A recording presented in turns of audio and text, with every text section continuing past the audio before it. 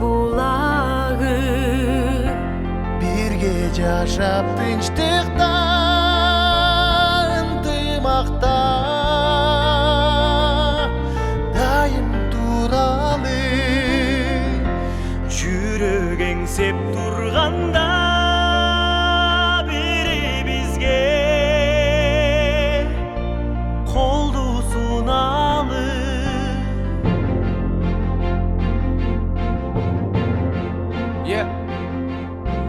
Билген тынчтык бул өмүрдүн туура багыты.